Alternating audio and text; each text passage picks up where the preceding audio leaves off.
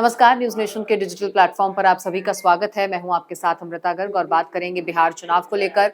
अब देखिए, बिहार चुनाव को लेकर भले ही अभी तारीखों का ऐलान नहीं हुआ है, लेकिन इंतजार बेसब्री से किया जा रहा है और इसी बीच हम देख रहे हैं कि लगातार राजनीति भी चरम पर है। फिलहाल बिहार की अगर चुनाव की तारीखों की बात की जाए तो अक्टूबर से नवंबर के बीच ये चुनाव जो है वो मुकम्मल होंगे। चुनाव की पूरी प्रक्रिया मुकम्मल होगी क्योंकि 22 नवंबर तक जो मौजूदा सरकार है उसकी अवधि है। उसके बाद जो मौजूदा सरकार है, विधानसभा है, वो भंग हो जाएगी। ऐसे में 22 नवंबर से पहले पहले चुनाव की इस प्रक्रिया को जो है वो पूरा कराना होगा। और इस बार जो मुख्य रूप से मुकाबला है वो एनडीए और महागठबंधन के बीच है।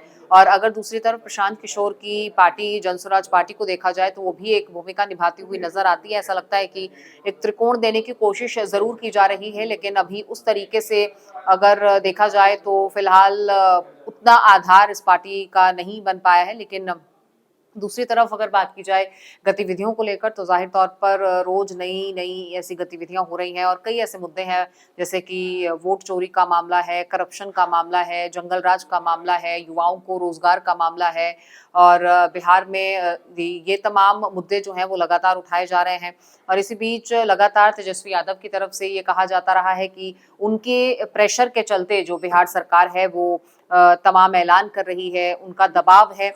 और इसी दबाव में जो मौजूदा सरकार है उसकी तरफ से एक के बाद एक ऐलान किए जा रहे हैं। तमाम ये कहा जा सकता है कि जो रेवड़ी कल्चर है उसे प्रमोट किया जा रहा है, क्योंकि इससे पहले हमेशा देखा गया है कि नीतीश खुद इस रेवड़ी कल्चर के हमेशा अगेंस्ट रहे हैं। लेकिन अब जो है वो लगातार जो है वो ऐलान किए जा रहे हैं, फिर चाहे वो महागठबंधन की लाडली बहन योजना हो और तमाम तरीके के ऐलान हो, युवाओं को रोजगार का ऐलान हो, नौकरियों का ऐलान हो। इन तमाम चीजों को लेकर जो वादे लगातार तेजस्वी कर रहे हैं, उसी के बीच अब दूसरी तरफ भी हम देख रहे हैं कि लगातार सरकार ऐलान कर रही है, फिर चाहे वो बिजली सस्ती करने को लेकर हो, माओ बहनों के लिए हो। तमाम ऐलान जो है वो नीतीश सरकार की तरफ से भी सरकार में रहते हुए ही किए जा रहे हैं। ऐसे में अब एक और एंगल जो है वो देखने को मिल रहा है। जब लालू यादव की बात हम करते हैं तो हमने देखा कि किससे वो दरगाह शरीफ पहुंचते हैं और वहां जाकर वो सबकी जो है मानव जाति की बढ़ाई की कामना करते हैं। वो कहते हैं कि शांति की अपील उन्होंने की है और सब मिलजुल कर रहें, ऐसी अपील उन्होंने की है।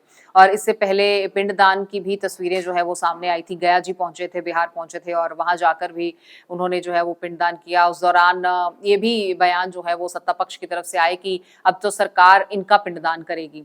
तो ये तमाम तरीके की राजनीति जो है वो देखने को मिल रही है। लेकिन आरजेडी की पहल जो है वो हमेशा से ही कोशिश हमेशा से ही ये रही है कि किसी भी वर्ग को ना छोड़ा जाए। वो हर वोटर को साधने की कोशिश करते हैं।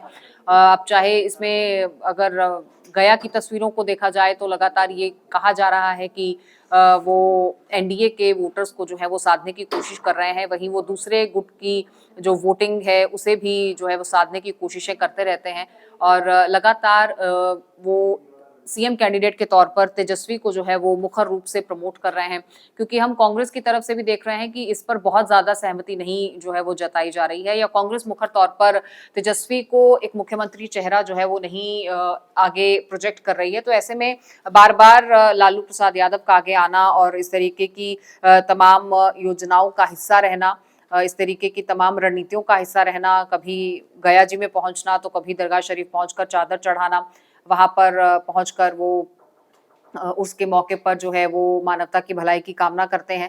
तो ऐसे में हर जाति हर वर्ग को साधने की कोशिश करते हुए वो ये भी बार बार कहते हैं कि कोई माइका लाल तेजस्वी को मुख्यमंत्री बनने से नहीं रोक सकता, और साफ तौर पर कहते हैं कि मुख्यमंत्री ही का चेहरा जो है वो महागठबंधन का वो तेजस्वी ही है। तो बार बार अपने बेटे को प्रमोट करने के लिए लालू यादव आगे आ रहे हैं और इस तरीके की जो तमाम धार्मिक गतिविधियां भी देखी जा रही हैं वो भी इस रणनीति का एक हिस्सा है कि किसी भी वर्ग को वो कैसे भी साधना चाहते हैं और किसी भी वोटर को छोड़ना नहीं चाहते हैं। तो ऐसे में ये कोशिशें कहां तक रंग लाती हैं ये आने वाले दिनों में देखना होगा। हालांकि बहुत लंबा चौड़ा इंतजार नहीं बचा है, क्योंकि जाहिर है कि अगर 22 नवंबर से पहले पहले चुनाव की प्रक्रिया को आपको पूर्ण करना है तो जल्द ही ऐलान जो है वो संभव है। इंतजार अब तारीखों का ही किया जा रहा है, लेकिन बिहार में राजनीति पहले से ही सरगर्म है और इस वक्त तो अपने चरम पर है।